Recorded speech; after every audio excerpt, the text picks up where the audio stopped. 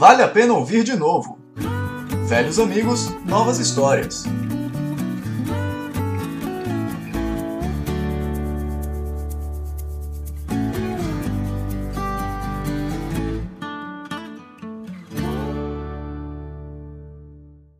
Olá, papudos! Sejam bem-vindos a mais um episódio do Vale a Pena Ouvir de Novo. E hoje nós fomos buscar os convidados lá no outro hemisfério. Fomos lá em cima conversar com um casal que já passou aqui pelo programa, que eu tenho até medo de falar para as pessoas que... Pra ouvir o episódio, quando a gente fala, quer conhecer um pouquinho mais da história, volta no episódio deles e ouve. Que são episódios que já fazem tanto tempo que eu tenho até vergonha alheia de recomendar para as pessoas ouvirem. Escuta só esse aqui que tá bom.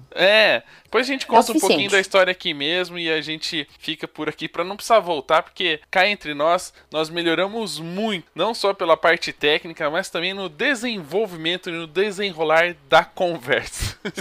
Bom, então vamos apresentar os nossos convidados. É o casal Samba Joy, o Marcelo e a Madalena, que já estiveram aqui no programa em 2015 e a gente participou de um projeto muito incrível deles, né? A gente teve a possibilidade, a oportunidade aí de ser o piloto, de fazer o negócio acontecer, e depois a gente vai falar isso no programa, mas temos que dar as boas-vindas ao casal. Sejam bem-vindos mais uma vez. Muito obrigada, Rafa. Muito obrigada, Ana. Estamos muito felizes de estar de volta. Olá, estamos de volta. E o Bacon está por perto? Tá por aqui. Ele tá, de vez em quando ele ronca alto, então é um barulho aí no fundo. Tá dormindo. Teremos participação especial do Bacon durante o programa, então. Bom, eu falo sempre que as pessoas que estão ouvindo esse episódio, elas vão falar assim, mas quem são o Samba Joy? Quem são esses malucos? E a gente fala para escutar a história deles, conhecer a história, clicando aqui no post, tem o episódio anterior, ou ir lá no aplicativo de podcast e escutar o episódio que participou. Como eu já disse, a gente gravou esse bate-papo em 2015, então já faz uns 4 anos aí praticamente que a gente já bateu esse papo. Estávamos ainda caminhando, né, no desenvolvimento do Papo de Fotógrafo, aprendendo ainda como conduzir as entrevistas, e hoje a gente está aqui com toda a segurança para fazer um programa sem pauta e contar todas as novidades de tudo o que aconteceu nesses últimos 4 anos. Vamos para... Eu preciso falar da notícia mais importante, que essa eu fiquei sabendo de primeira mão, que foi a saída do Green Card. Isso mesmo. Na verdade, no Canadá, o Green Card é chamado PR. O PR é o que te dá uma residência permanente. A gente, na verdade, tirou a residência permanente em 2014. E o ano passado, no fim do ano passado, a gente tirou a cidadania canadense. É passaporte. Que chique. É bem chique, é muito legal. A única diferença entre o PR, que seria o Green Card, e o passaporte, é que agora a gente pode votar e a gente pode se eleger. Você é político. Você pode ser político. Então, o Marcelo tá pensando aí... Prime Minister do Canadá. Brincadeirinhas à parte, o passaporte, ele te dá essa possibilidade a mais que o PR já dava... pra gente saúde de graça, já dava muitos benefícios, mas agora temos uma dupla cidadania, brasileiros e canadenses. O passaporte é vermelhinho igual a bandeira? Não, ele é azul escuro. Ele é azul escuro, bem parecido com o americano, Bardoni. Quer o passaporte que chama atenção? Tudo igual. Bom, muitas pessoas, né, hoje a gente fala de viajar para outro país, morar em outro país. Muito provavelmente brasileiros aí já pensaram no Canadá como uma possibilidade. E vocês já estão aí há quanto tempo, mais ou menos? Há quase 6 anos. Mês que vem faremos 6 anos de Canadá. Olha, 6 anos já. E como é que foi? A gente precisa lembrar que vocês estavam numa cidade que era praticamente debaixo da neve, né? Era, principalmente nessa época do ano, que é o inverno, é muito frio. A gente morou em Winnipeg, então a nossa última conversa no podcast foi diretamente de Winnipeg, e se eu não me engano, durante o inverno. A gente até comentou que pegou alguns dias de menos 52, que era mais frio do que Marte, mas completamos 3 anos de Vancouver em janeiro. Então faz pouco tempo que a gente acabou de completar. E Vancouver não faz muito frio, neva pouco durante o inverno, muito pouco, são umas 3 vezes de neve, mas tem muita chuva, né, Marcelo? Muita chuva. Apesar de ser um mercado bem mais difícil para fotógrafo, eu acho que para a gente foi muito beneficente, né? Ajudou demais a gente. Ajudou. A gente veio com a cara e com a coragem, apesar de ser uma cidade no Canadá também. A gente não conhecia ninguém, de novo, né? Porque quando chegamos em Winnipeg não conhecíamos ninguém. Chegamos em Vancouver, também não conhecíamos ninguém. E, naquela época, a gente nem fez grandes estratégias. A gente fez coisas que a gente foi bolando nos dias que a gente chegou mesmo. Foi tentando entender como são as coisas. Então, realmente foi assim, começar do zero, com a cara e a coragem, de novo. O que ajudou bastante a gente para engrenar aqui em Vancouver foi que a gente tinha tinha acabado de falar no Field Trip, que é um evento muito forte que tem nos Estados Unidos, na Califórnia. Era a segunda vez, né? Pela segunda vez. A gente também teve vários casamentos que apareceram em revistas nacionais aqui no Canadá. Então, assim, a gente veio para Vancouver já com um nome na fotografia canadense e norte-americana mesmo, já bom. É isso que ajudou a gente, porque o mercado aqui é extremamente mais difícil que o de Winnipeg. A gente separou também uma grana para marketing em revistas locais, tentando, né? Acho que a gente conseguiu 2 casamentos. É bem fraco, né? Você aparece, mas não sai muita coisa. É muito mais você aparecer, conversar com todo mundo. A gente pode falar da nossa dica brilhante de como foi se conectar com cerimonialistas. Ah, é verdade. Isso é muito legal. A gente fez uma lista de 10 cerimonialistas que a gente queria se conectar, que a gente queria conhecer, tomar um café e mostrar o nosso trabalho, ou tentar mostrar alguma coisa. E desses 10, todo mundo, eu não tenho tempo, ou eu tô fora da cidade, ou eu estou... Enfim, só o e-mail não ajudou, né? Eu acho que o e-mail é uma coisa muito simples e realmente todo mundo tá ocupado, né? Você chega, o problema é seu, você que chegou agora, eu já tô aqui, né? Então, o que a gente fez, a gente teve que pensar uma coisa meio que na hora, o que fazer, e a gente fez uma ideia bem lúdica de comprar caixinhas, colocar dentro dessa caixinha uma cartinha feita à mão, se apresentando: oi, Madalena, nós somos Madalena Marcelo, a gente tem uma empresa SambaJoy, adoraríamos te conhecer, a gente entende que você está super ocupada ou ocupado, mas aqui está o nosso trabalho. Então, como que a gente mostrou esse trabalho? A gente colocou dentro dessa caixinha um binóculo, que é um estilo vintage. Aqui chama Viewfinder, né? Não é Viewfinder, eu vou pegar o nome. Tá. E esse óculos com estilo vintage, ele tem 8 slides. Então, a gente colocou 8 fotos das nossas favoritas. Então, essa pessoa ia abrir a caixinha, pegar um óculos, colocar de frente de uma luz e ver 8 fotos do SambaJoy. Aí, o que aconteceu? Essas 10 pessoas, ficaram conhecendo o nosso trabalho. A gente deixou cartões de visita lá dentro também. Todos responderam o nosso e-mail falando: oi, recebi sua caixinha, muito obrigada, adorei a foto, já coloquei na minha mesinha de centro ou na minha mesinha do café da minha empresa.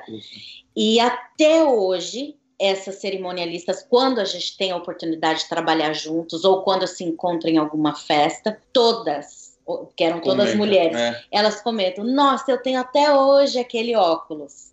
Então foi assim, foi uma estratégia de marketing caseira, praticamente. A gente teve que pensar em alguma coisa rápida de como fazer esse contato e deu muito certo. A gente conseguiu trabalhos com todas essas cerimonialistas. Não exatamente por causa do óculos, mas o óculos foi a porta de entrada. Provou a criatividade na fotografia. Eu acho que você pode fazer qualquer outra coisa diferente também, para não ser só aquele e-mail, né? O e-mail é muito fácil, né? Um caminho muito fácil que não é efetivo. Não... E você é facilmente esquecido, né? A pessoa lê o seu e-mail, ela exclui ou ela arquiva e já era.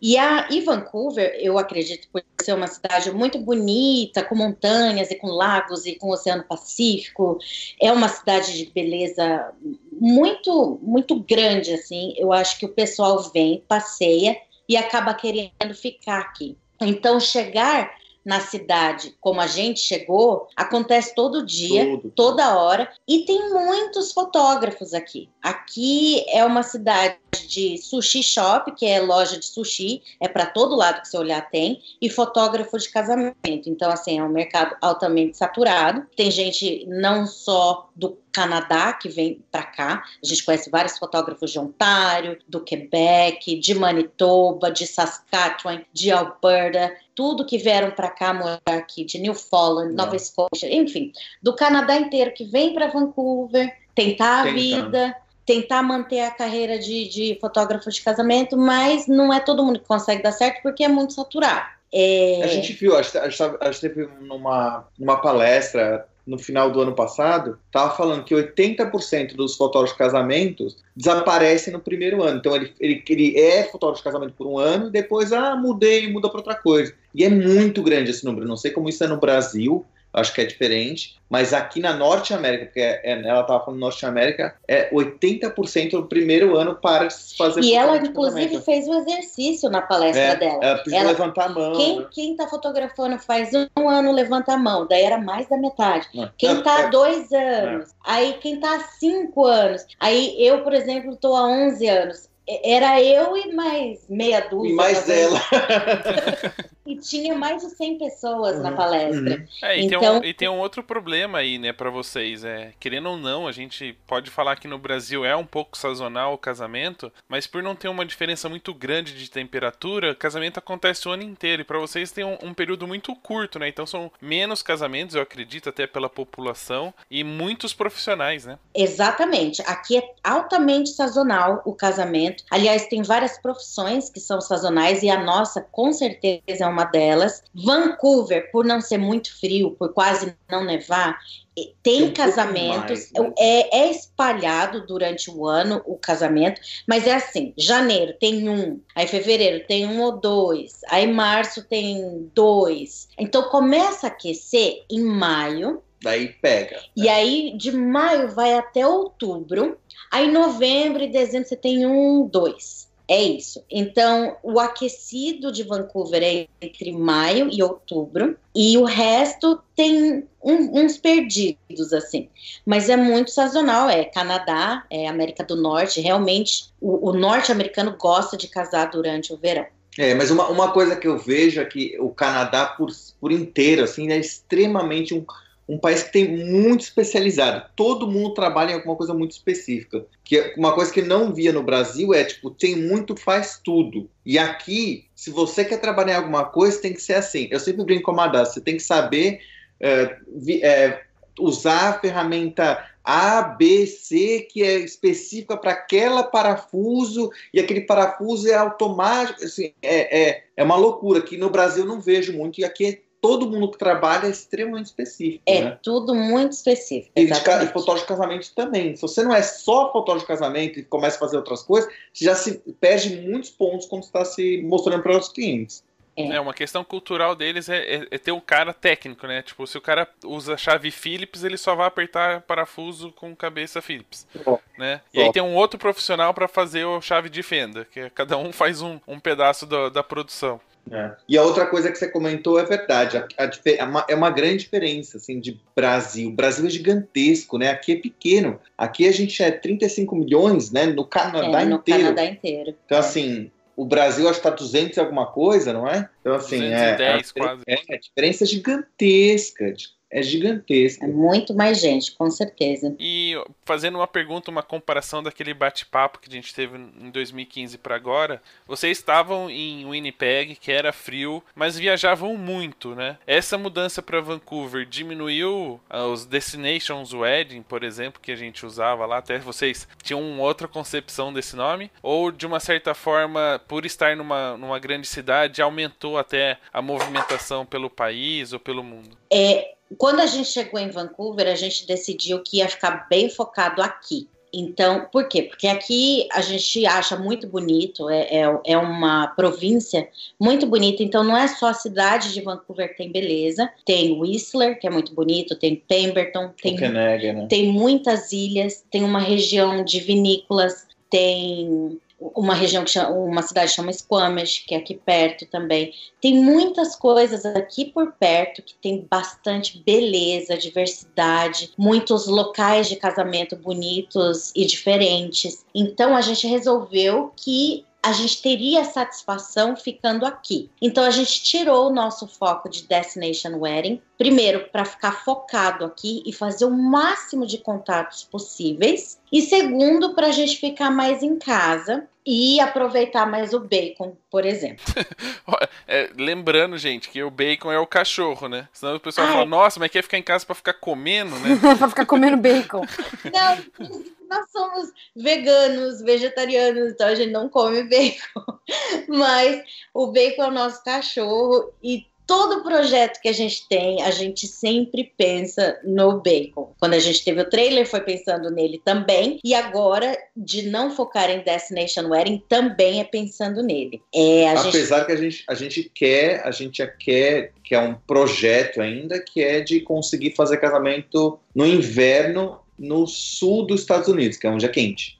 Né? Mas para isso a gente tem que conseguir um visto. Então a gente está ainda pesquisando o que tem que ser feito para conseguir esse visto e como vai ser feito. A gente tem planos disso, sim, de trabalhar mais durante o inverno. Acho que a gente poderia ficar mais solto trabalhando no inverno do que ficar... sei lá, eu acho que durante o inverno, eu e o Marcelo, a gente sempre tenta ficar criando alguma coisa nova, ou então a gente tem um lado que fica mais ocioso. Eu acho que esse ano a gente conseguiu preencher esse vazio de que não tem trabalho, tocando o nosso SEO para trabalhar no paralelo com o Google que é uma coisa gigantesca agora, e fazer a nossa busca no Google ficar quente, já que é um mercado super saturado, já que tem muitos fotógrafos de casamento. A gente percebeu que do ano passado para cá existem noivos com o nosso perfil que estão procurando fotógrafos através do Google. A gente teve... Quando a gente chegou aqui, muitos casamentos através de blogs de casamento, através de planners, que são as cerimonialistas. Hoje em dia aqui o Google e o Instagram. O Google e o Instagram. É o sabedor de tudo. Então, o que você pesquisa para ele, pelo menos aqui nos Estados Unidos e no Canadá. Não, mas eu falo Estados Unidos porque lá tá bem mais forte que aqui ainda, mas o Google, ele tá criando, ele quer agora entrar no mundo de falar. Então você fala com a Alexa, né, que é aquele produto do Amazon que você pergunta as coisas e conversa. O Google também tem o produto dele, que é o Home. Então, assim, o Google quer que você pergunte qualquer coisa para esses aparelhos e ele responda exatamente o que você quer. Então, o Google está toda hora lendo todas as páginas da internet para ver onde estão as respostas certas, e a inteligência artificial aumentou absurdamente. Então, assim, o Google hoje é o canal número 1 de pesquisa para tudo, até para fotógrafo. Então, assim, hoje a gente olhou, a gente está na página número 1 no incógnito do search. Então, assim, isso pra gente são meses e meses de trabalho. A gente começou a trabalhar no nosso SEO em novembro e agora a gente está em fevereiro. Então, assim, hoje a gente está na página número 1 de um mercado super saturado. Então, é uma coisa muito grande pra gente. Tem dia que fica na página 2 também. Oscila, mas ele melhorou bastante. E por oscilar, e a gente saber que oscila bastante, a gente todo dia tem que fazer tasks ou tarefas para manter esse SEO aí. O que é muito legal, porque a gente está conquistando o que a gente queria, mas é muito triste porque a gente vê que a gente está trabalhando para um robô, né? A gente está conversando não com o nosso cliente, mas está conversando com robôs para saber o que o robô quer para aparecer para o nosso cliente. Então, você tem que conversar com os dois, mas é difícil. É difícil. E pegando o gancho entre robô e criatividade, trabalhando com pessoas, a gente teve que mudar todo o nosso site por causa do robô. Então, aquela história de ter um site mais criativo, mais minimalista, clean, né? É o estilo que a gente gostava de ter o nosso site. Hoje em dia, o nosso site, eu não vejo ele poluído, mas ele foi estruturado para o robô. Ele foi estruturado para ter textos, para ter palavra-chave, para ter o tipo de foto, XYZ. Então, hoje em dia, o nosso site, ele foi estruturado para o robô. E para mim isso é muito estranho ainda. Eu não gosto. Eu gostaria muito de ter mais foto, de ser mais artístico. Porque você ter mais a nossa vibe, nosso estilo, né? Você tem que pensar em qual o peso que a foto vai ter e qual a velocidade que aquela página vai abrir. E são... Assim, qualquer um, se for pesquisar qual que é a lista, né, de coisas que o Google pensa, é um livro. E é um livro técnico que é chato. E essas tarefinhas vai andando pelo site inteiro. Essas tarefas que são feitas. É como se você tivesse uma formiguinha ali que tem que ficar trabalhando e entrando ali naqueles furos. É o que eles chamam, né? Não é barata, aranha que vai pesquisando o site inteiro. Isso. Que se você então pensou que ia ser fotógrafo, não ia precisar mais estudar, lascou-se. Total. Não, fotógrafo não só estudar isso, né? Tem que saber tantas coisas. E eu acho que eu comentei isso no nosso papo anterior, que a gente tem que sempre estar de olho na economia internacional, e isso está mais ativo do que nunca. Eu acho que sendo um self-employed, né, você ter o seu próprio negócio, ser um autônomo, o seu trabalho está totalmente conectado com a economia do mundo. Então, se você sente que está ficando mais devagar, que está tendo menos e-mails, que está tendo menos visualizações, que menos pessoas estão te contratando, alguma coisa está acontecendo na economia. Certeza. Isso é certeza. Ou só você, né? Você tem que olhar. Tem que estar sempre... É na economia de alguém, ou é na sua, ou é na economia do seu cliente. Exatamente. E não é fácil, né? A gente ter que lidar com a parte financeira tão instável, né? Que o fotógrafo passa por isso, né? E não era assim, lembra? Tinha um fotógrafo que eu conhecia em Winnipeg que ele falava rindo, assim. É que tinha 3 fotógrafos na cidade na época, né? Tinha 3 fotógrafos na cidade. Daí o cliente ligava para os 3, e daí depois eles se ligavam e falavam assim, qual que é o preço que você vai cobrar deles? E eles falavam rindo. Eles falavam que eram só 3, e era anos 90, então assim, eles dominavam o mercado, faziam o preço que eles queriam. Hoje em dia você tem informação em tudo que é canto, tem uma concorrência muito maior, e eu acho que o fotógrafo hoje tem que estar... o Instagram tem que saber como fazer, social media, então o site tem que saber o que fazer, economias tem que estar de olho. Então, assim, você deixa de ser só fotógrafo, você tem que ser um businessman, né? Um empresário. Tem que estar de olho em tudo O que é bom, porque ajuda meu passado, me ajuda com isso. Mas é esquisito. E pra saber do passado, só escutando o episódio anterior, que não vamos contar histórias já que foram contadas em outras épocas.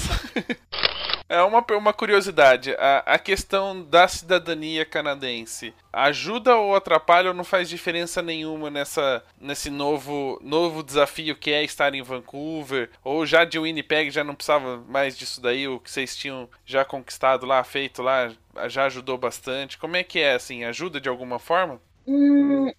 Quando a gente tirou a cidadania, a gente compartilhou nas mídias sociais e o número de noivos que deram parabéns foi muito alto. Isso foi muito legal. Então, assim, ok, legal. Os que já contrataram, a gente sabe que a gente tem a cidadania. Os que vão contratar não tem nem ideia, e o canadense não se importa muito com essas coisas. O canadense, ele tem uma cabeça mais aberta em relação ao imigrante. Então, eu acho que para eles, sinceramente, não faz diferença nenhuma se você tem passaporte ou se você tem um PR. O que faz diferença no Canadá o que é totalmente diferente dos Estados Unidos.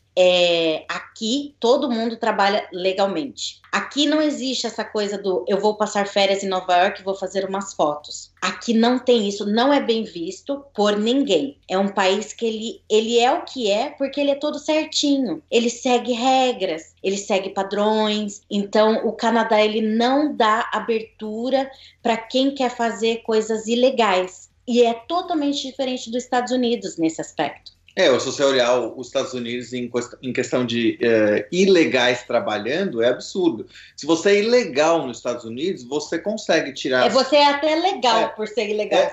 Você consegue tirar a carteira de motorista, você consegue tirar vários documentos.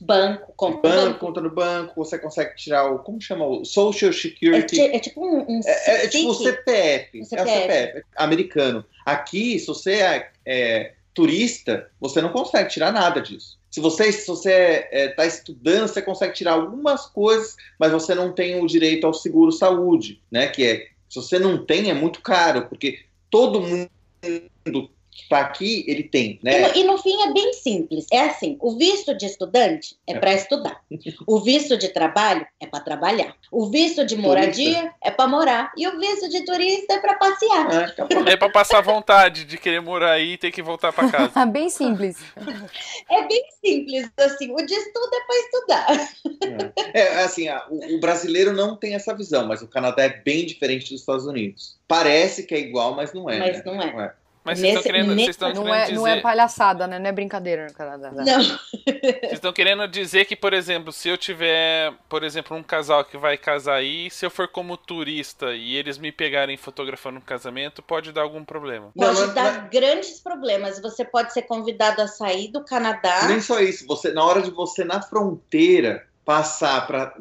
Chegou o seu avião no Canadá. Você vai passar pela imigração. Se você fala que não vai trabalhar e você comenta, eu vou fotografar um casamento, pronto, é trabalho, entendeu? Aí eles vão perguntar do seu visto de trabalho. Que visto você tem? Você não tem esse visto, então você já volta. Você já volta. Você nem passa, entendeu? Mas se é descoberto também, você é convidado a sair do país e eles dão uma penalty, que é uma multa, de você não poder voltar para o Canadá, acho que nos próximos 10 anos. Mas daí a pegadinha assim, ok, não vou voltar para o Canadá. Daí se você fala, tá tudo bem, mas daí quando você for tirar seu visto americano... Pode dar problema. O Canadá e Estados Unidos, eles são... O banco de dados dessas coisas que acontecem é conectado. Então você não consegue tirar mais visto de novo para os Estados Unidos. Então você se dança.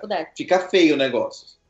E aqui, eu não sei se no Brasil é assim, mas aqui eles têm uma abertura eles têm o direito de ler os seus e-mails, por exemplo. Você não pode viajar com o seu celular ou laptop sem bateria, estando descarregado de bateria. Você pode levar uma multa por isso. Por quê? Porque se eles quiserem ler todos os e-mails que vão estar falando, sei lá, você é o meu fotógrafo, enfim, eles vão atrás de informações.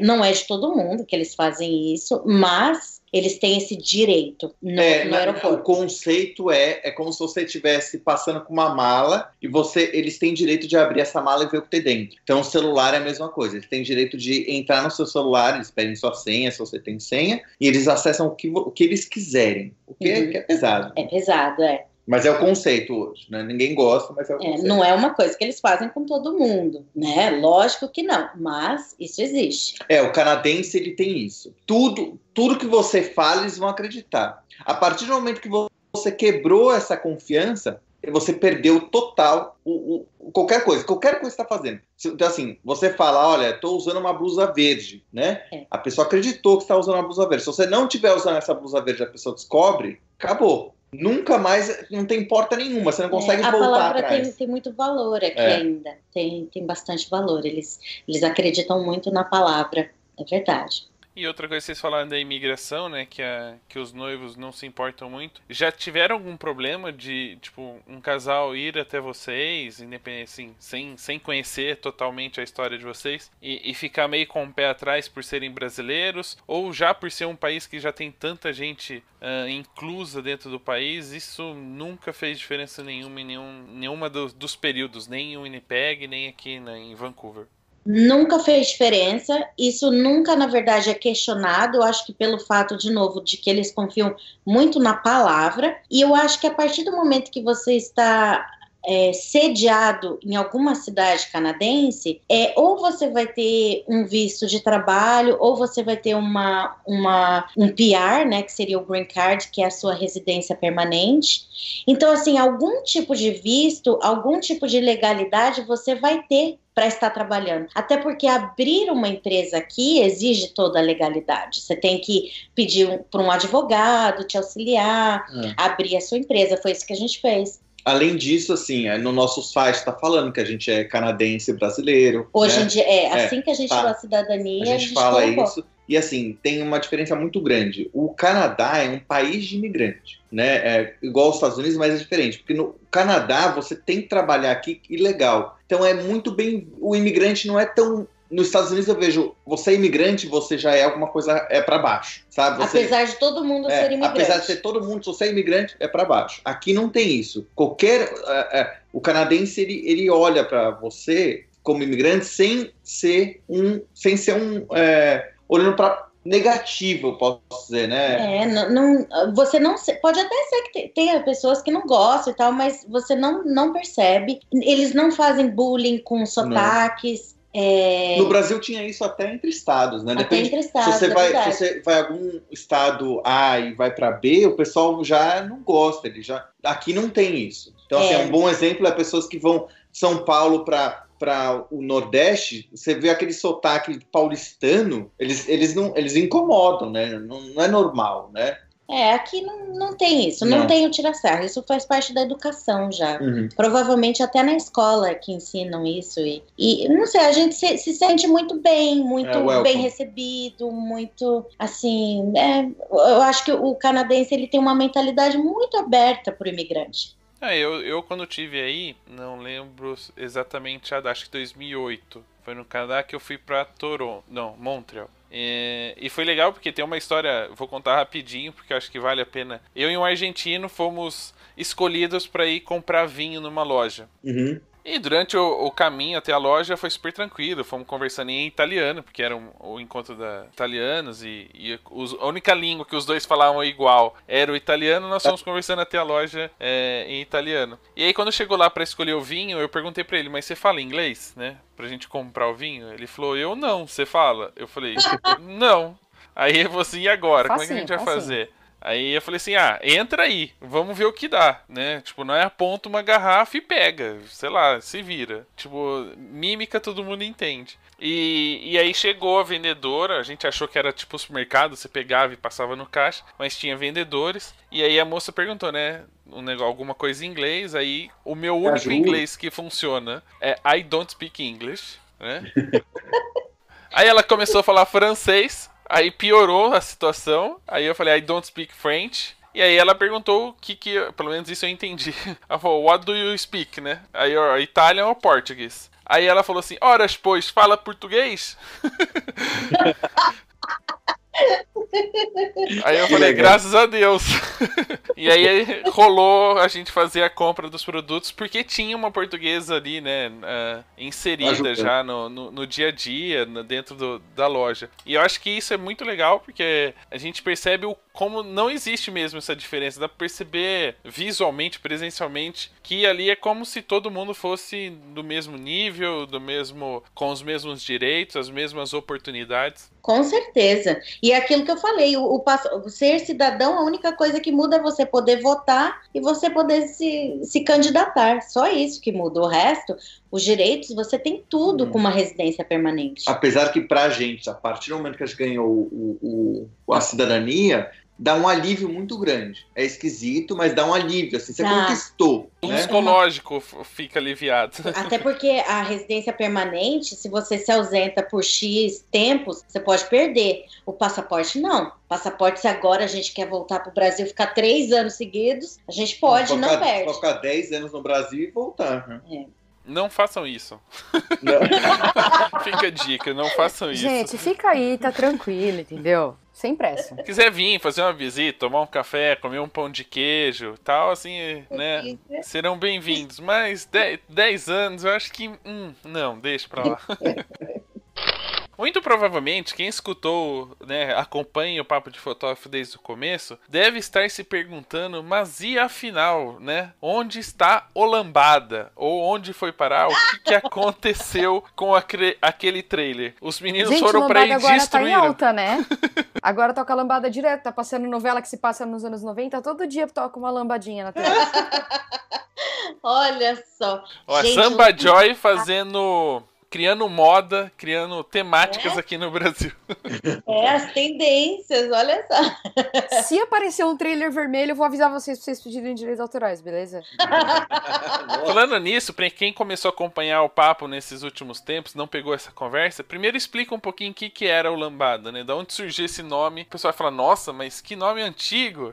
Mas tem um motivo. Conta um pouquinho, rapidinho, o que era o projeto e como é que está ele hoje. Então, a gente lançou esse projeto, acho que foi em 2014. A gente comprou um trailer que era retrô, um Shasta. Ele era muito bonitinho, muito fotogênico, e o projeto era evitar ficar no Canadá durante o inverno. Então, a ideia era da gente ir ou para Nevada, ou para Califórnia, ou para Arizona, ensinar fotografia na estrada, viajando de carro com esse trailer, e eram 4 dias de viagem. A gente fez isso, a gente lançou com o Rafa e com a Ana. Foi muito incrível, foi um dos projetos mais legais. Primeiro porque a gente gosta muito de ensinar e de convívio com pessoas. E segundo porque era viajando. Então era conhecendo lugares novos, diferentes e muito interessantes. A gente criou esse projeto, então ele foi para a gente poder sair do Canadá, que é muito frio durante o inverno, e ir para estados americanos que não fazem muito frio, como esses 3 que eu falei. Logo depois que a gente lançou esse projeto e começou a viajar, a gente, na verdade, não ficou só entre esses 3 estados, a gente subiu um pouco também. Teve lambada no estado de Washington, teve lambada aqui também em British Columbia, mas mais na Califórnia. Lá foi o grande foco, foi onde mais teve, foi Califórnia. Foram 12 ou 14 só na Califórnia. E a gente acabou deixando esse projeto um pouco mais parado nos próximos anos depois do primeiro lançamento. Por quê? Porque a gente mudou para Vancouver, onde é uma cidade que, primeiro, não faz muito frio e que, segundo, como a gente falou no começo desse programa, a gente precisava focar aqui, conhecer pessoas e fazer o máximo de contatos por aqui. Então, não sobrou muito tempo para a gente focar no projeto Lambada. Já o nome, a gente queria algum ritmo brasileiro, assim como o samba, né? O Samba Joy samba é um ritmo brasileiro, então a gente queria manter isso. E Lambada, porque era uma coisa assim, o Shasta, o trailer, ele era uma coisa mais velha, né? Ele era 0 bala, mas com o design retrô, como se fosse dos anos 60, e ele ia na estrada todo chacoalhando, assim, ele ia dançando, muito seguro, mas ele ia dançando. Então a gente resolveu dar o nome de Lambada, por ser uma coisa assim, que fica entre muito legal ou muito cafona, ou muito trendy. Então assim, a gente quis dar um nome engraçado pra coisa. E a experiência das pessoas, assim, era incrível, assim, porque não era só uma viagem, era uma viagem com uma experiência de vida. Uma experiência de vida, porque você dormia no trailer e você tinha toda a comunidade de você não ter que tomar conta do trailer, né? Então a pessoa que estava indo, ela só aproveitava toda a estrutura, né? Então isso era o mais legal. E dava liberdade de a gente dormir em lugares legais. Incríveis, né? E a gente acabou deixando o trailer parado por 1 ano num como que chama um storage? Uma garagem, mas é uma garagem de segurança, né? Você guarda lá. É um guarda-volume grande. Gigante. Que a gente deixou, aí depois de um ano a gente falou, não, a gente vai ter que vender, porque a gente não tem tempo para isso, para começar. A gente tem casamento de janeiro a janeiro, apesar de ser poucos no começo do ano e poucos no finalzinho do ano, a gente tem casamentos o ano inteiro, então naquela situação não dava para falar assim, vamos tocar o projeto. Um projeto muito legal, mas que para British Columbia, para Vancouver, não funcionou muito. Aí a gente decidiu vender o trailer e a gente sempre pensa em voltar com o Samba Home, que é de ter workshops em casa, que são 6 dias, e aí é bem assim, denso. E assim, vocês não correm o risco, por exemplo, de passarem por um guarda, né, no meio do deserto e algum boca aberta fazer um ai caramba logo depois que sai, né? Na fronteira com o México? Né? Passou Na fronteira com o México. Explica essa história direito, senão as pessoas não vão entender a piadinha interna. Não, é que assim, durante a viagem a gente passou em alguns lugares que o relacionamento com o país de língua espanhola não é tão bem visto. Amigável, E aí, passando durante a fronteira, um brasileiro metido a engraçadinho grita dentro do carro, né? Ai, caramba. Passou, não deu nem tempo, assim. Tava os 4 vídeos abertos, dava pro cara ouvir, ele grita. É exatamente aquela região onde o Trump tá querendo colocar a tal do muro, né? Mas eles se preocupam muito porque a gente tava fazendo... Não tinha ninguém. Era no deserto, uma região... Nada. No meio do nada tem uma cabine com guardinha. Imagina quantos mexicanos cabiam no trailer. Cabiam muitos. Aí passa o pessoal me gritar, ai caramba. Tirando aqueles 2 que a gente tava levando embaixo do trailer pra eles passarem... Quantos que tinham dentro do banheiro do trailer? Não, isso é legal.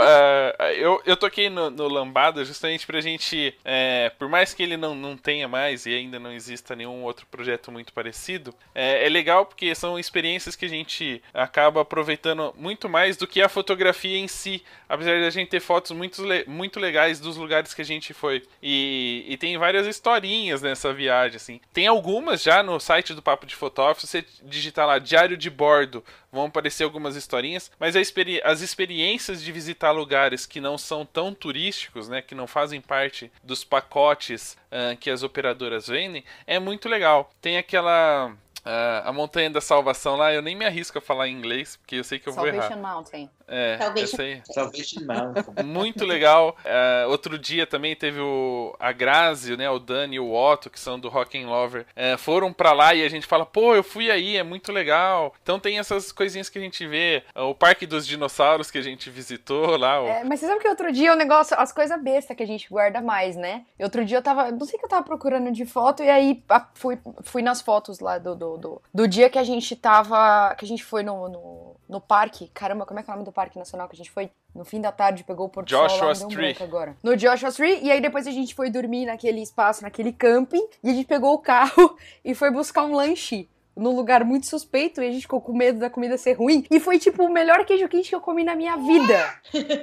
E eu queria ter comprado uns 5, mas eu comprei um só porque eu fiquei com medo de ser ruim. Gente, teve um lambada que a gente tava numa cidade chamada Oxnard, com uma fotógrafa de Belém. Belém, E a gente parou num mexicano pra ir comprar um taco. Só que assim, eram aqueles mexicanos autênticos. Assim. Tão autêntico que não era restaurante. Ninguém nem falava inglês. O cara usava chapéuzão e bigodão até aqui embaixo. O bigodão. Assim. Olha, essa cidade eu nunca vou esquecer, porque a gente parou o trailer. A cidade parou junto. Todo mundo... Rolou aquele feno, né? Rolou aquele feno na rua, Cara, a gente assim. passou nos lugares assim, né? Eu lembro que teve um posto de gasolina que a gente parou também que parecia que não tinha nada na cidade. Tipo, o salgadinho dentro da lojinha de conveniência tinha até pó. Tinha um monte de chihuahua vira-lata no posto, lembra? Era tipo assim, chegamos no México. Eu lembro que até o Marcelo falou, nem sei se vai ter uma Coca-Cola aqui. Vamos ver. Vai ter o Dolly. O Dolly mexicano. Então, mas eu acho que essas experiências que saem totalmente do pacote turístico foi o grande diferencial. Por exemplo, quando a gente fez o Lambada no estado de Washington, em vez de ir para Seattle, a gente foi para alguns parques que tinha aqui. Nossa, e a surpresa que a gente fez, que era uma pessoa de Nova York, ela teve uma surpresa de dormir numa fazenda de lhamas. Então, a gente dormiu num yurt. E o programa... Que é uma tenda grande, bem estruturada. Né? E aí, a programação do dia seguinte, antes de começar a fotografar nesses parques, era voluntariar nessa fazenda de lhama. Então, a gente cuidou dessas lhamas, limpou. Que da hora. Foi muito legal a incrível. experiência. Eu gosto muito, eu acho muito fofinho o bicho. Foi muito, muito legal. Eu vou contar uma curiosidade aqui pro nosso passeio, né? E daí a gente fala das nossas experiências. As coisas que acho que mais marcaram, assim, não só pelo fato de ser diferente, mas de coisas que a gente vive tanto na nossa cultura aqui, a gente vê tanto em filme, que quando a gente tem a possibilidade de vivenciar isso, é muito engraçado. A gente visitou o museu do McDonald's, que não é oficial do McDonald's, mas era a primeira loja do McDonald's, né? Se transformou num museu cheio de coisinhas e brinquedinhos que a gente tinha aqui também no lanche de criança, que a gente tem lá guardado. Um outro que eu gostei muito também foi em Palm Springs, que a gente andou de bicicleta, ficou no hotel, que era super legal. Eu quase caí da bicicleta algumas vezes. E depois a gente saiu pra andar de bicicleta, que foi super legal também. Assim, são coisinhas, poucas, às vezes tão simples, que a gente não faz no dia a dia aqui, mas tem a oportunidade de fazer lá e é tipo uma experiência que fica pro resto da vida. Mas uma que me marcou, assim, acho que até porque a gente tirou várias fotos, fez uma sessão fotográfica minha lá, por isso que ficou marcado, tenho as fotos pra provar. É o motel que parece a oca de índio, né, americano, assim, que aquele... Iguan. Esse aí mesmo. Muito legal, né? Tinha uns carros velhos também, assim, no complexo, assim, lá dentro guardado, que a gente fez uma sessão de fotos. Mas um motel muito legal. E é um motel icônico da Rota 66, né? É um dos hotéis icônicos dessa rota.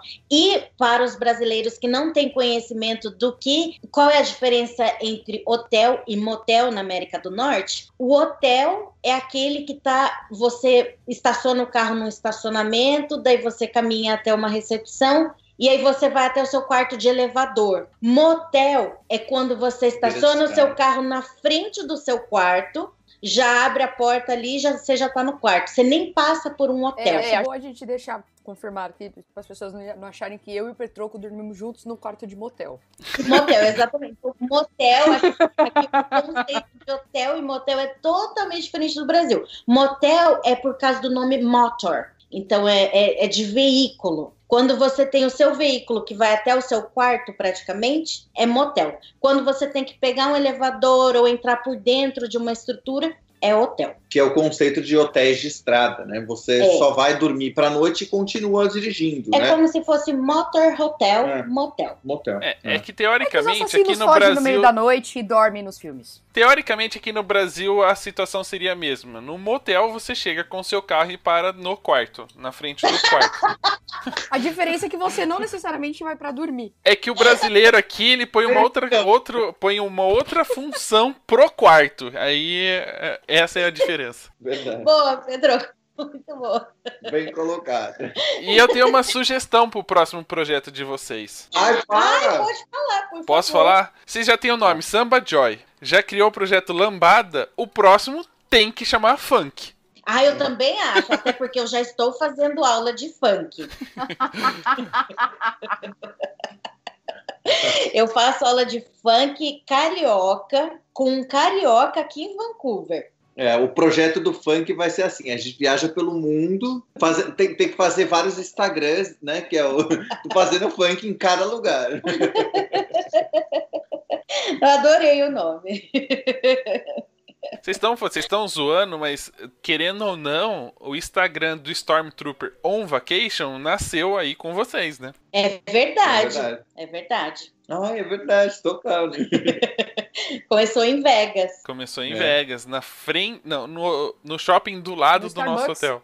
Foi na frente do Starbucks a primeira, não foi? Não, a primeira foi dentro da loja onde eu comprei o capacete. Dentro da loja e depois no Starbucks. Ah, sim. Aí depois no Starbucks, padrão americano, né?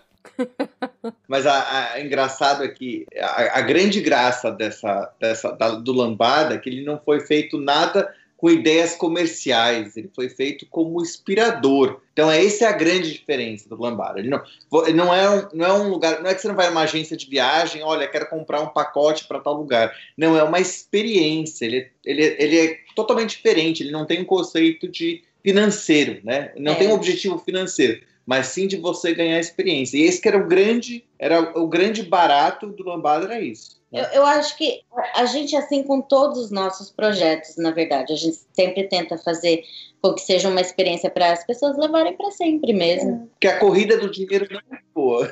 E o que mais legal, que por mais seja, de uma certa forma, tem ali na grade curricular dele um workshop, um treinamento, uma aula, né, dentro da viagem, é que não é um workshop, vamos usar essa palavra workshop para ficar mais fácil das pessoas identificarem, é que não era um workshop igual em todas as vezes que acontecia, né? Porque cada um tinha uma experiência, cada um conhecia um lugar diferente, cada um tinha uma dúvida diferente, vivenciava uma outra coisa no dia a dia, então ele nunca se repetia, por mais que ele pudesse fazer o mesmo percurso. Não, ele nunca se repetia e cada pessoa era uma pessoa diferente, com perfil diferente, com necessidade diferente. Exatamente. E foi um projeto, né? Uma coisa que deixou muita saudade. Inclusive, no fim de outubro, tem não é um workshop, tem uma conferência de fotografia aqui em Vancouver que chama ARC. E eu falei no ARC exatamente sobre o Lambada. Eu falei sobre o projeto, como ele nasceu e tal. E quando eu acabei, vieram dezenas de pessoas perguntar por que terminou e se eles podiam ainda participar, se tinha alguma chance, assim, de eu ainda posso participar. E a gente, não, realmente acabou. Já foi, já era. E foi muito assim, eu nunca esperava que ia ter dezenas de pessoas perguntando se podia participar. E, né, eu achei muito interessante, porque não foram pessoas que vieram falar assim, adorei. Não, era assim, adorei. Eu quero. Você não ligou pro cara e falou, tem como você me devolver o trailer, eu te devolvo o dinheiro? Nossa, não, eu acho que assim, esse projeto foi muito legal, mas realmente não tinha como ter as duas coisas, né? De mudar de província e ter o trailer, né? Até porque deixar num store custa bastante dinheiro. Não era nem só questão financeira, era tipo assim, quando que a gente vai fazer? Quando que porque, pode assim, sair, né? A season aqui é maior, então assim, quando tá quente aqui, que eu adoraria fazer um Lambada, sair daqui, vai até Banff, né, que é em Alberta, outra província aqui no Canadá, bem perto, mas assim, a estrada é incrível. Maravilhosa, assim, só que no verão a gente não tem como fazer isso, né? Verão pra gente é trabalhando 70 horas por dia. E é quando os lagos estão descongelados, né, Gé? Porque aqui no Canadá tem esse porém. Você pode fazer essa viagem durante o inverno, só que vai estar tudo congelado, a estrada vai ter neve, né? Você tem que tomar mais cuidado se tem gelo, né? Ou se na estrada. Então, assim, o verão, além de ser bem mais seguro, a paisagem muda totalmente, porque os lagos, em vez de estar congelado, eles estão descongelados e a cor é incrível. É aquele azul, verde, azul. Nossa. Maravilhoso. É só pesquisar. Aí fica a dica, se alguém quiser conhecer o Canadá e ainda ganhar uns troquinhos, compra o Shasta, que era da Madalena, vá para o Canadá e ofereça para as pessoas que estão perguntando. Olha o trabalho legal. Oi? Olha o trabalho legal. Não, mas vá com visto, né? Vá com visto. Sim. Visto de turista para passear, ó. É verdade, ó. E eu tô com meu visto liberado, porque quem já foi uma vez pro Canadá agora tem visto liberado. Exatamente, eu acho que quem tem o visto americano também é liberado. Você precisa, né, ir atrás. Você precisa pagar uma taxa muito pequenininha só para liberar, mas não precisa fazer entrevista, nada disso. Isso é muito legal. Isso é legal, o Canadá tá aberto. E, aliás, para quem gosta do Canadá ou pensa sobre o Canadá com carinho, essa região aqui é muito linda, a estrada de Vancouver até Banff é incrível. Se vocês puderem dar um Google, BANFF, que é Banff. National Park, Parque Nacional. Nossa, tem uns lugares muito incríveis lá. Lá vai nós, depois de gravar esse episódio, ter que ir atrás de patrocinador para fazer outra viagem agora para Vancouver. Isso, por favor. Da outra vez funcionou. Madá, muito provavelmente as pessoas quando ouvem essa conversa, todas essas histórias, ficam animadas, né, ansiosas, invejosas de vez em quando para poder vivenciar tudo isso. E quando a gente conta isso, parece que tudo é mil maravilhas, né? Em que quando você muda para o Canadá, tudo dá certo, tudo funciona, você tira o visto, abre todas as portas. Mas existe uma vida por trás das redes sociais que a gente nem sempre consegue demonstrar para as pessoas. E nem sempre é tão bem vista, assim, as pessoas nem sempre querem conhecer a verdadeira história. Eu queria aproveitar essa conversa nossa, que estava super divertida, mas para falar de um assunto muito importante, principalmente hoje nessa vida que a gente vive, que eu chamo de Second Life, que é uma vida que a gente publica e a vida que a gente vive. Você recentemente passou por um processo muito difícil, em que isso pôde até atrapalhou um pouco o seu trabalho. Eu gostaria que você contasse um pouco dessa experiência sua e falasse um pouco mais, porque você já até chegou a compartilhar nas redes sociais, alguém já deve ter visto alguma coisa, mas eu gostaria que você falasse um pouquinho desse processo que você passou aí nos últimos tempos, que é uma coisa pessoal, mas que de uma certa forma acabou atrapalhando, se envolvendo um pouco o seu lado profissional também. Com certeza. E, aliás, muito obrigada a vocês dois por darem abertura a poder falar desse tipo de coisa. Eu acho muito importante e eu acho que são pouquíssimas pessoas que dão esse tipo de abertura, porque é muito mais legal você falar das coisas que parecem ser mágicas e que parecem ser fáceis e que parecem, enfim, ter uma naturalidade e ser brilhante. Eu acho que todo mundo passa por dificuldades e essas dificuldades podem ser por vários aspectos da sua vida. A dificuldade que o Rafa mencionou é uma dificuldade pessoal de saúde mental que eu passei, que foi bem grave, e agora, nesses últimos 3-4 meses. Eu comentei algumas coisas em mídias sociais, que eu estava com PTSD, que é um transtorno de estresse causado por traumas. E o PTSD, quando eu ouvia falar esse tipo de coisa, eu associava automaticamente com soldados que vão para a guerra, que vivem um trauma, e aí eles voltam e o corpo começa a ficar entrando em colapso, você tem pesadelos e gritos à noite, você pode ficar chutando, enfim, tem uns descontroles entre o seu corpo e a sua mente. E eu estava passando por isso sem saber. E, na verdade, eu passava por PTSD, por traumas, há anos. Meus traumas começaram quando eu estava na barriga da pessoa que me trouxe ao mundo, a minha mãe. Então, essa série de traumas é chamado complexo PTSD de maneira severa. Então, em inglês seria o Severe CPTSD. Essa é a nomenclatura do que eu passei, estou passando. E existe tratamento para PTSD que é chamado EMDR, que é um Eye Movement Rapid, é alguma coisa que tem a ver com o olho se mexendo rapidamente. E o que acontece quando você faz esse tipo de terapia? A terapia EMDR, você tem que, no meu caso, como eu faço online, eu faço via Skype, você tem que ficar olhando para cubinhos e esses cubos vão se mexer muito rápido. Então você tem que ficar olhando para eles rapidamente e isso reprograma o meu cérebro de maneira em que eu não vou ter mais esse trauma. Eu fico olhando para os cubos por 1 minuto, eu falo sobre o trauma, e aí depois eu fico 1 minuto dizendo como o meu corpo está reagindo e o que eu estou sentindo. E aí depois mais 1 minuto olhando para os cubos e depois volta para comentar sobre isso. E aí, depois disso, você consegue reprogramar o seu cérebro e o trauma vira só uma memória triste. É muito louco, gente. Eu não sabia de nada disso. Eu não sabia de PTSD, eu não sabia que você pode ter traumas desde a barriga. Tudo isso foi muito novo. Só que o meu corpo, ele começou a reagir de forma que eu não entendia. Então eu tinha um cheiro de fumaça dentro do corpo por 1 semana, todo mês. Eu tinha muitos night terrors, que são pesadelos que você começa a chutar, que o seu coração acelera, e que eu via monstros, por exemplo. Então, assim, coisas terríveis. Aí, o que acontece? Você olhava pro lado e via o Marcelo, era isso?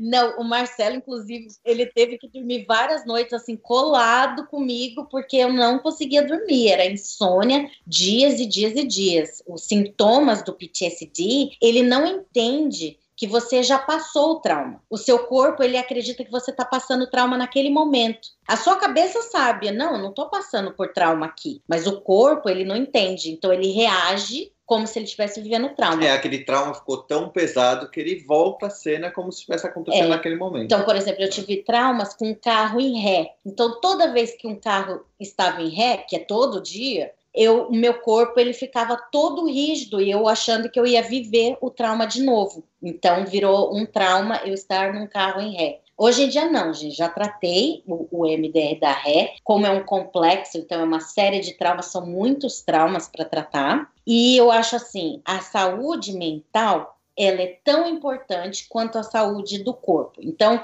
se você acha que é importante se alimentar bem, ir para academia, e, enfim, porque você tem que cuidar do seu corpo, você tem que fazer a mesma coisa com a sua mente. Você tem que, se você acha que está com um problema de saúde mental, você vai ter que fazer uma terapia. É uma coisa muito, eu acho, muito pessoal, é um investimento, e eu acho que isso nada mais é do que nos dar qualidade de vida.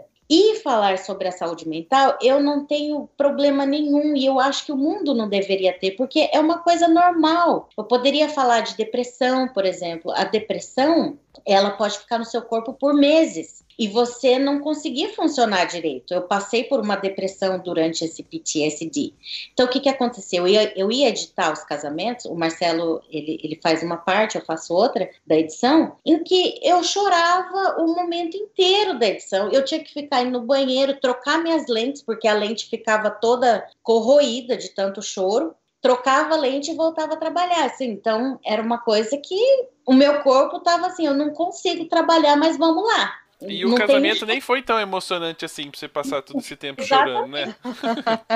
Às vezes, se tinha um pouquinho de emoção, assim, já ficava extrapolado a minha sensibilidade. Se tinha, assim, teve um casamento que a mãe entrou junto com o filho de 10 anos. Em vez de entrar com o pai, foi o filho que acompanhou ela. Então, eu olhava aquela cena, eu só chorava e chorava por horas. E queria só dormir, queria ficar só em ambiente escuro. Então, é muito importante a gente reconhecer o que é a depressão, que é uma coisa que seu corpo mal consegue reagir. Ele realmente é forte, fica por meses ali. E reconhecer também que todo mundo tem uma coisa chamada tristeza e que ninguém fala no assunto tristeza. A tristeza, ela pode ficar no nosso corpo por até 5 dias. E a pessoa tá falando, eu tô com depressão, eu tô deprimida. Não, muitas vezes a gente tá com uma tristeza. A tristeza, às vezes, ela pode ficar 1 hora, ela pode ficar 2 dias e ela pode ficar no corpo até 5 dias. Ela é o único sentimento que a gente tem que fica por tanto tempo no corpo. Por exemplo, a raiva, a gente fica com raiva, passa 1 hora, já acabou a raiva. A tristeza, ela fica até 5 dias. Então, todo mundo, eu acho que confunde muito entre falar, eu tô deprimido, eu tô com depressão, e não, a depressão pode ser uma coisa um pouquinho mais pesada que isso, e que, na verdade, a gente tem tristeza, e a gente tem que abraçar essa tristeza. Tá tudo bem, tá triste, não tem problema. O corpo tá falando com você, e no Brasil a gente vê muito que muitas vezes é colocado um band-aid, você toma remédio, porque você tá com isso, aquilo, e às vezes o remédio vai te acalmar, ótimo, mas o que você tem que achar é por que tá acontecendo isso? Qual é a raiz desse problema? Qual que é a raiz? Daí, normalmente, essa raiz tem que sentar e conversar, né? A gente tem uma sociedade que tem muito mundial isso, a sociedade nossa, ela coloca muito preconceito, né, da mulher, do homem. O homem tem que fazer tudo, ele tem que trazer o dinheiro para casa, e às vezes não, às vezes o homem quer chorar, às vezes ele quer sentar, ele quer ficar chateado, às vezes ele não quer fazer aquilo. Então, assim, e da mulher do mesmo lado, né? A mulher é obrigada a ser a pessoa que tem que cuidar dos filhos, ou pelo menos é visto muito na sociedade isso. Agora tá menos, mas era muito visto. Então, assim, isso tem que mudar. A gente não existe preconceito. Cada um é um ser humano e tem seus necessidades. E na verdade, a vulnerabilidade, ela consegue te abrir espaços para coisas saudáveis. A vulnerabilidade, ela me dá espaço de eu não procurar outros tipos de fuga. Quais seriam as fugas de uma pessoa que tem PTSD? Droga, álcool e ficar nesse buraco. Por Sexo exemplo, também, eu acho. Droga e álcool é um número muito, muito alto entre as pessoas que têm PTSD. Entre os homens, eu acho que 49% acham a fuga através do álcool e em vez de poder falar, em vez de ser vulnerável e contar o que aconteceu e tentar fazer uma MDR, tentar fazer uma terapia e buscar ajuda. Então é muito mais fácil você falar, não, eu vou beber que eu esqueço. É colocar um band-aid num câncer, né? Não vai dar certo. Não né? vai dar certo, exatamente. Então você tem que tratar as coisas pela raiz mesmo, tem que ir atrás. E eu acho que trabalhando com arte, ser vulnerável também é importante, porque eu acho que a gente usa tanto a criatividade para mostrar um mundo que não é verdade, e a gente é bom nisso. A gente é bom de colocar um contraste, de colocar um filtro, de colocar cores e texturas e deixar a realidade tão bonita, e a gente consegue fazer isso facilmente. A gente consegue pintar um mundo mais colorido. Então eu acho que a partir do momento em que a gente mostra uma vulnerabilidade, a gente fica mais em paz consigo mesmo, a gente consegue trocar com pessoas, a gente consegue abrir para ser mais criativo, mas ao mesmo tempo tem o outro lado. Tem o lado das pessoas que não gostam de ler sobre vulnerabilidade, porque entrar em contato com alguém vulnerável, que está vulnerável e está compartilhando, é como se você colocasse um espelho na sua frente e você olhasse para dentro de si. Então, não é todo mundo que gosta quando você se mostra vulnerável. Isso não é atraído por todo mundo, isso não é bem visto por todo mundo por causa disso. É como se fosse um espelho para muitas pessoas que têm problemas parecidos e que não querem entrar em contato com aquele problema. Então, eu sou o problema para essa pessoa. Até aproveitando o seu gancho, eu comentei em off e eu gostaria de inserir aqui nesse bate-papo, é que assim, às vezes as pessoas elas não querem se abrir para falar que são vulneráveis ou dar abertura para alguém falar. Mas, por exemplo, o Boechat, em uma das entrevistas dele antes de falecer, em um momento que ele passou por uma depressão, e ele fala abertamente sobre esse processo, ele falou que quando ele publicou que ele foi vulnerável o suficiente para contar isso para as pessoas, teve tanto compartilhamento, tanta visualização no texto dele, que ele começou a achar que ele, depressivo, era melhor do que ele, uma pessoa normal, né, feliz e etc. Porque as pessoas se identificavam tanto com o texto dele. E aí eu já encaixo um outro assunto, assim, que muitas pessoas, provavelmente, depois que acabar esse episódio, vai falar, o Petroco é depressivo. Só pela referência que eu vou dar. Até porque eu lembrei da viagem que a gente fez para os Estados Unidos com vocês e a gente teve a oportunidade de visitar a casa em São Francisco onde o Robbie Williams gravou o filme famoso lá que ele é o pai das crianças e finge que é a babá quase perfeita, exatamente, eu não lembrava o nome do filme. E tem uma história dele, né, principalmente depois que ele se matou, em que fala que as pessoas depressivas utilizam o bom humor como uma máscara, né? O estar sempre bem-humorado, estar sempre feliz é uma máscara para esconder a depressão, e a gente ouve vários casos de principalmente de celebridades que encaixa justamente nesse diagnóstico. Mas é isso, às vezes a pessoa, se ela tá vendo alguém sendo vulnerável pelas redes sociais principalmente, ela se conecta, ela ouve, ela lê, ela pensa, mas ela não se dá o direito de ser vulnerável porque ela não quer, entre aspas, admitir que ela tá entrando nesse processo. Exatamente. É muito difícil. Eu acho que o caminho difícil é você admitir, né? E eu acho que nesse caso, por exemplo, do Boechat, é uma coisa que ninguém espera, né? Que esse cara pudesse compartilhar isso, porque ninguém espera que ele esteja passando por isso, né? Porque é um cara sempre disponível, sempre na mídia, sempre com boas tiradas, foi considerado pelos colegas um cara de muito bom humor, piadista, e de repente quando vem essa notícia, você fala, peraí, se esse cara que tem um bom emprego, um bom salário, e tem tudo o que ele procura, tá passando por isso, e eu, né?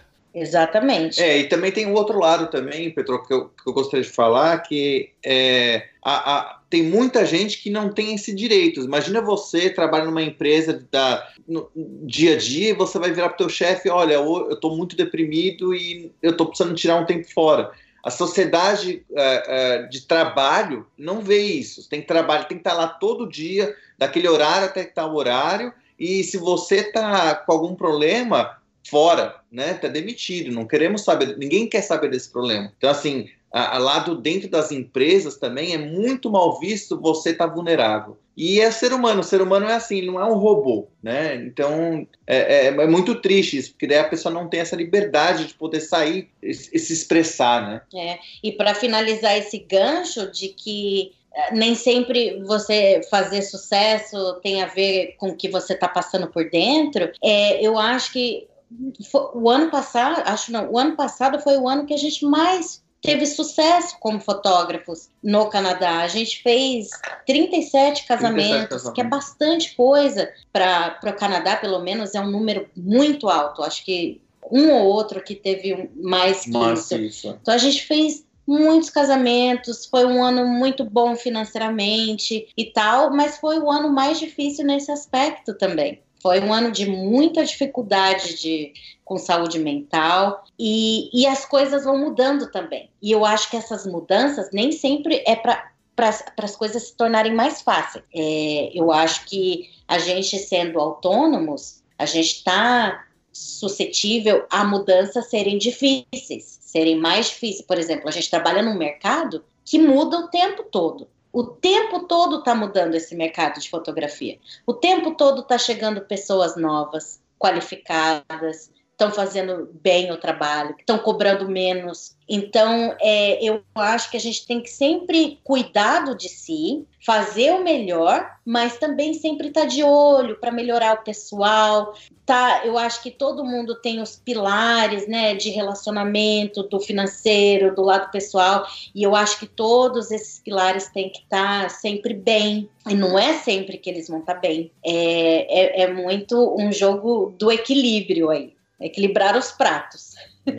E é óbvio que nesse momento, quando você entendeu pelo que você estava passando, você foi procurar ajuda, as coisas foram mudando. Mas eu queria saber o Marcelo, como é que passou ele por esse período? Porque em teoria no começo seria TPM, né, Marcelo? Você falou, é uma TPM que durou um pouquinho mais do que devia. Como é que você passou por esse processo? Como é que era lidar com essa coisa, por exemplo, durante um casamento, por exemplo, que a Madá estava bem suscetível a, de repente, ter que sair no meio do casamento para ir chorar em algum canto? Como é que você lidou com todo esse processo de, querendo ou não, aprendizado da Madá com esse trauma?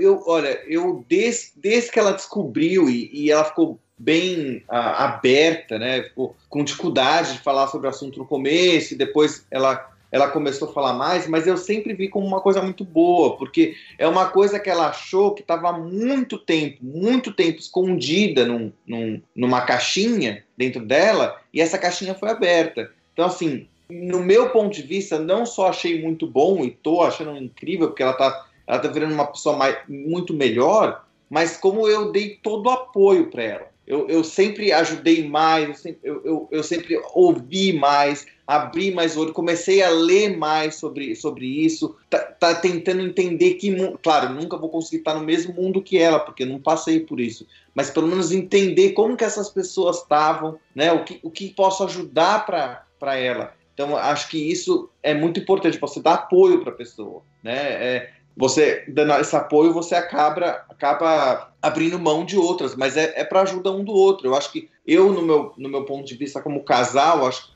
como a gente tem que se ajudar sempre, né? O casal tem que estar sempre forte para ir para frente. Não adianta, se você falou, olha, eu quero ficar com aquela pessoa, não adianta você casou lindo, maravilhoso. Não, você casou lindo, maravilhoso, então agora a gente vai dar a mão pro resto da vida e vai continuar nossos objetivos. Às vezes é mais devagar, às vezes é mais rápido, às vezes é mais demorado, mas você chega junto onde você quer. Então, assim, o apoio para mim foi muito claro para mim, era o que eu tinha que fazer. É verdade, o Marcelo apoiou muito, muito mesmo. Tinha dias, assim, que eu só queria ficar deitada, chorando, de tristeza, por exemplo. E eu falava, assim, que eu não queria que ele ficasse perto. Então, eu tive que também me abrir e falar assim, você pode ficar perto, mas faz um carinho.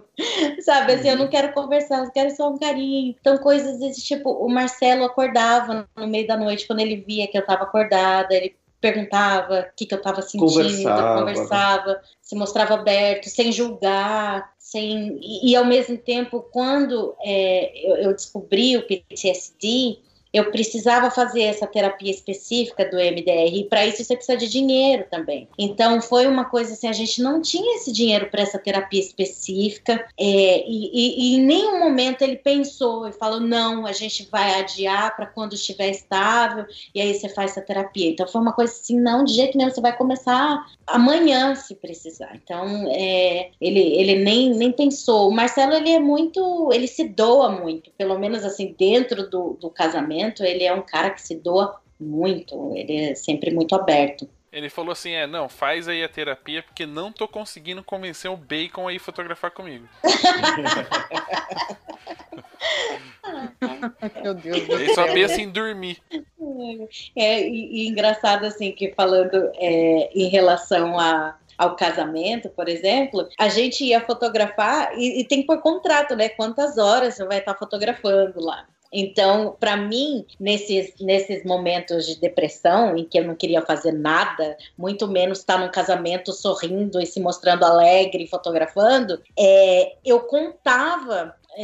Eu não sei se isso funciona no geral, tá? Mas eu ficava olhando no relógio e eu marcava assim, faltam 4 horas para acabar, daqui 4 horas eu posso chorar, então daqui 4 horas eu posso entrar na minha bolha escura e chorar, entendeu? Então eu tentava, assim, de todas as maneiras, me manter positiva, me manter alegre, por mais que fosse falso, assim, por mais que seja um sorriso que não tá de dentro para fora. Eu tô lá, vou fazer minha parte. Às vezes ficava um dia inteiro, assim, uma angústia no peito. Às vezes era um casamento em que tinha alguma coisa mais pesada, que, por exemplo, teve um casamento em que o noivo tinha perdido o pai fazia muito pouco tempo, então ele estava muito para baixo. E aí eu captei toda aquela angústia para dentro, e eu passei o casamento todo tentando não chorar, tentando fazer o trabalho, mas foi um casamento muito difícil, muito doloroso, e realmente, assim, acabou, eu entrei no carro, eu desabei por horas.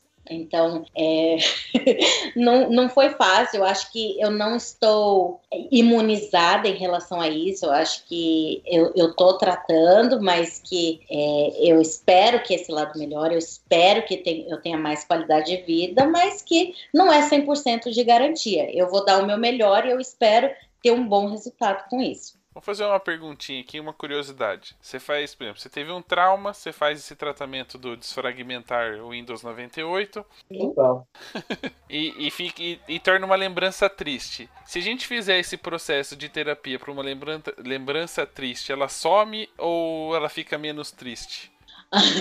Eu acho que ainda não existe esse processo aí da eliminação dessa tristeza. O trauma já descobriram, né? Você consegue fazer esse desfragmentador.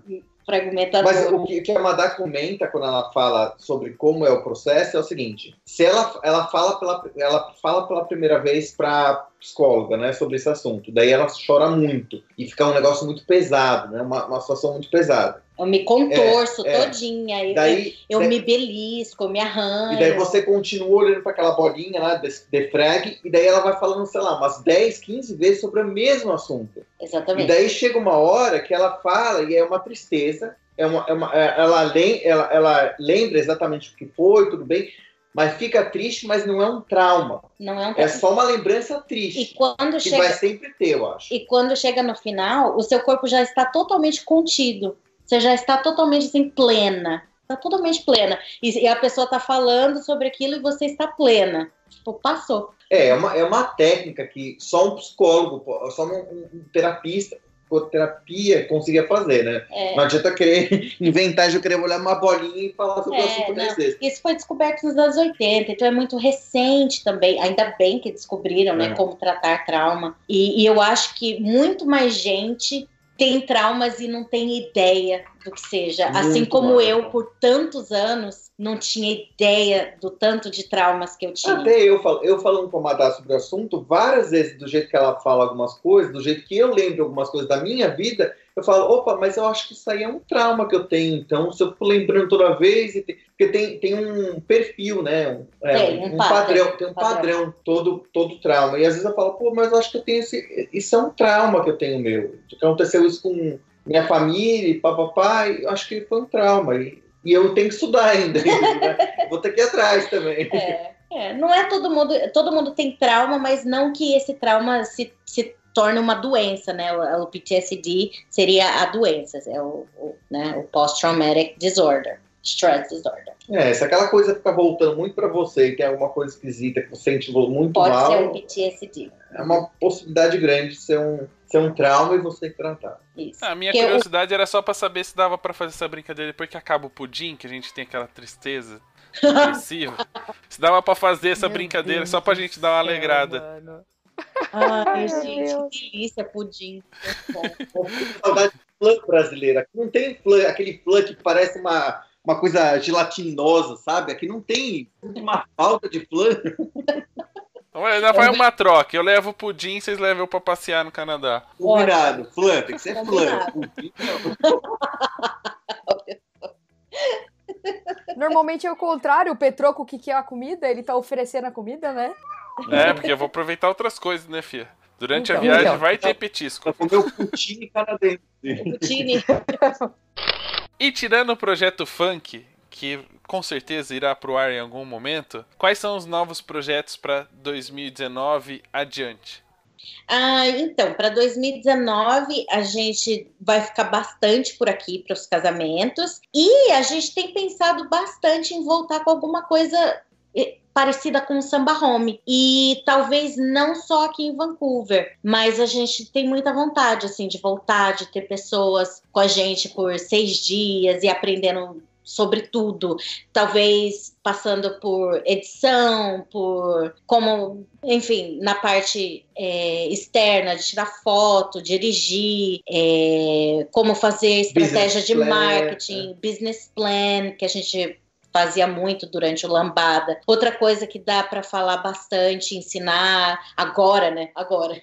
Dá para falar bastante sobre o SEO, como fazer essas tarefas, como mudar. Site, né? O que você tem que fazer pro site, pro Google saber o que você está falando. A gente parou assim para pensar, no ano passado foi isso, de assim, procurar coisas que dão grandes satisfações assim na vida. E eu comentei com o Marcelo e foi muito recíproco, que a gente gosta de ensinar, a gente gosta de compartilhar, a gente gosta de conviver, e eu acho que quase todas as pessoas que participaram ou do Samba Home ou do Lambada mudou a vida de certa forma, mudou a visão de mundo, a visão da fotografia. Eu acho que teve muita gente que sacudiu a poeira e foi fazer outra coisa, teve gente que estava indo para um caminho mais comercial e resolveu olhar para si e fazer uma coisa que gosta mais. Eu acho que foi um momento de grandes mudanças para essas pessoas. A maioria delas teve muitas mudanças, pessoais e profissionais até. Então a gente tem vontade de voltar com alguma coisa a respeito, a gente gosta muito disso. Porque o que a gente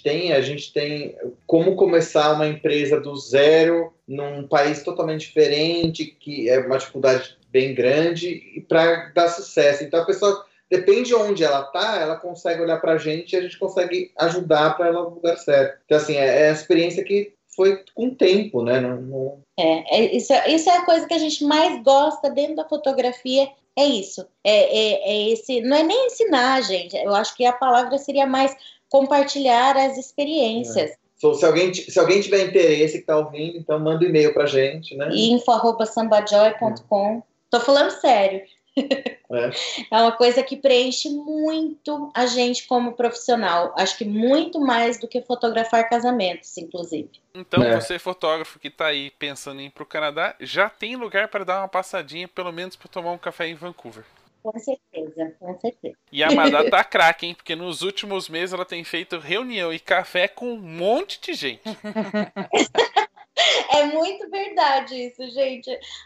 Eu me abri para tomar café com pessoas daqui, né, de Vancouver ou da região, e marcar encontros no Skype foram muitos, e foi pelo mundo inteiro. Foi muito interessante essa experiência, assim, porque eu acho que primeiro que o Skype as pessoas já não querem usar mais, já faz tempo, né? E segundo que Hoje em dia você só acompanha o que você quer da vida da pessoa. Você pega aqueles fragmentos e acredita que é aquilo que a pessoa está passando. Enquanto, na verdade, tem tanta coisa por trás, tem tanta coisa que a pessoa está passando, tem tantas coisas que você pode compartilhar com as pessoas e perceber que, às vezes, a sua dificuldade é a dificuldade de outra pessoa que tá próxima a você de pensamento, mas distante fisicamente.